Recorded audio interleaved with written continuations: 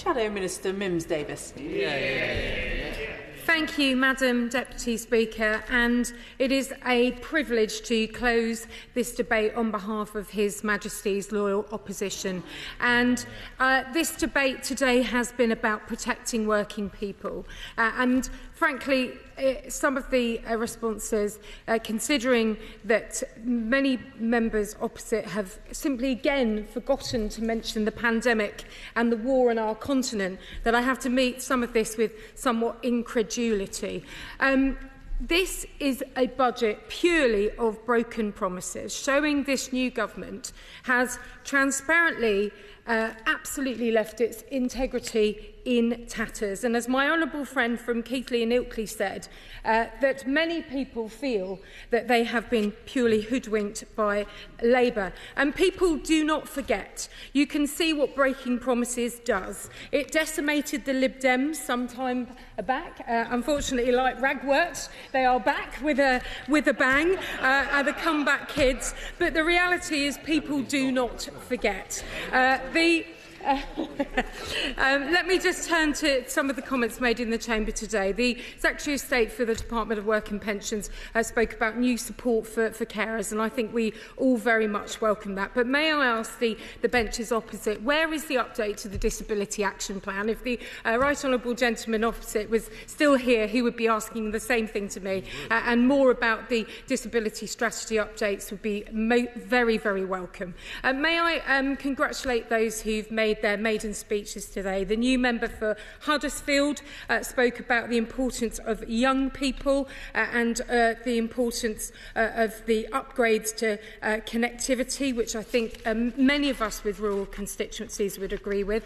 The new member for North Somerset spoke about the impact on pharmacies, the fact that the constituency was previous in Ireland, but something that I noticed said that they have the greatest national trust site. Absolutely not, with Standon, Nymans and Sheffield Park in my own constituency. And also, may I congratulate Croeso to the new member for Wrexham, talking about the very famous football club and the work that his predecessor, Sarah Atherton, did on veterans, which I think was very much worthy and praiseworthy.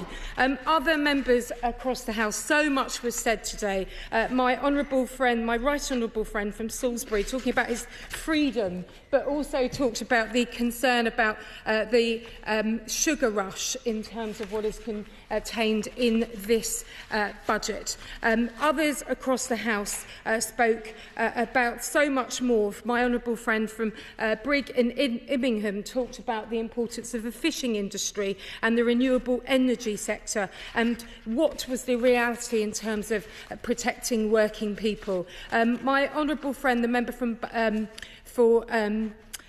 Mid Leicestershire, talked about the concern on taxing education, that this budget is bad for SMEs and that it is about the politics of envy. And so much more was said across the chamber.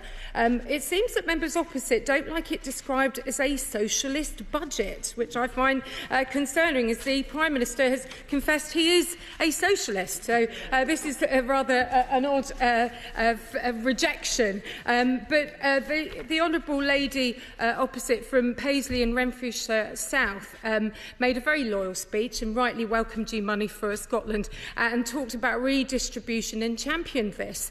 But if you do tax your way to diminish growth, there is nothing to share or invest. So I wonder if we want to all be reminded of this. And my honourable friend from West Suffolk said that there is no mandate for this budget. It is wasteful money on the energy sector, fiddling the accounting figures and heading into dangerous territory. So I feel I have given some responses to what we've heard across the chamber. So despite many loyal speeches from members opposite, even the Chancellor herself or the Chief Secretary cannot deny that this is a budget of broken promises, and that it is, frankly, as some have described, a work of pure fiction, building on a fully costed shamfesto, because there is no chance of actually delivering it. Now, there is wall-to-wall evidence for the Treasury bench in front of me, including from the Institute of Fiscal Studies and the OBR and the Joseph Rowntree Foundation, all agreeing that working people will pay the price of this budget. We've heard Joseph Rowntree Foundation estimating average family will be worse off in real terms by October 2029 by £770. That is frankly nothing to crow about, meaning that wages will be stagnant or indeed reduced, jobs will be lost, pensioners have been betrayed, young people have been left in the lurch, leaving food prices to be up, the energy sector wrecked, as my honourable friend from Gordon and Buchan said. A depressing future for our country, because this frankly does nothing for working people. It's a budget that attacks the countryside, it pits public sector versus the private sector, all leaving interest rates higher for longer. And in fact, the pub group Fillers today reported it warned the business secretary that companies in this sector now face an avalanche of costs. Hospitality is quaking. It is a very concerning budget. And in fact, the Chancellor herself admitted that Labour's job tax, as she has called it herself, will have an impact on wage growth. And that indeed, Madam Deputy Speaker, is backed by the OBR.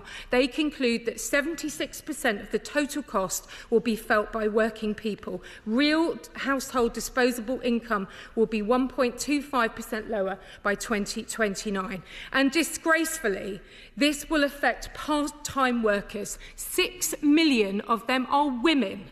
Look at the childcare sector in particular, Madam Deputy Speaker, a sector vital for women, giving employment, but crucially enabling women to go back out to work.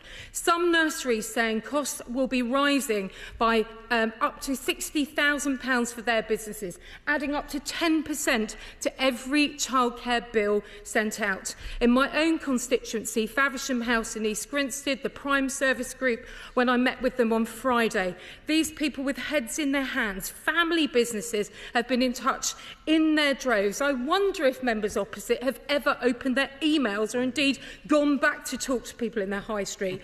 This is affecting key sectors and, crucially, business confidence. So, as we head into the next few days of this budget debate, I may ask the members opposite. We have seen from Dr O'Brien, the Social Security Advisory Committee has set out his concerns of the impact of the changes to the winter fuel payments, not least the processing of pension credit claims. The questions remain and are still unanswered by the Secretary of State to this House.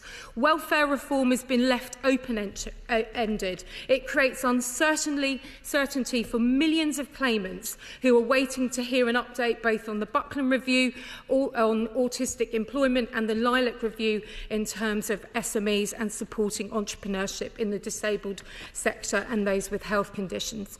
This is a budget that takes us back to the 70s.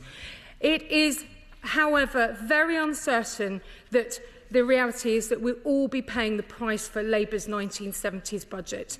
They've claimed that they have taken the difficult decisions. No, they have not. They have left those decisions to their own constituents, those who are working out staff redundancies, business impact, and working out whether they can hang on or take on new staff members. Despite the very loyal speeches, this is not a budget of protecting working people. It's a desperately sad, destabilising set of budget resolutions, record spending, record debt, record tax burden, all for very little growth. And I urge the government to listen, think again, listen to all of their and our constituents.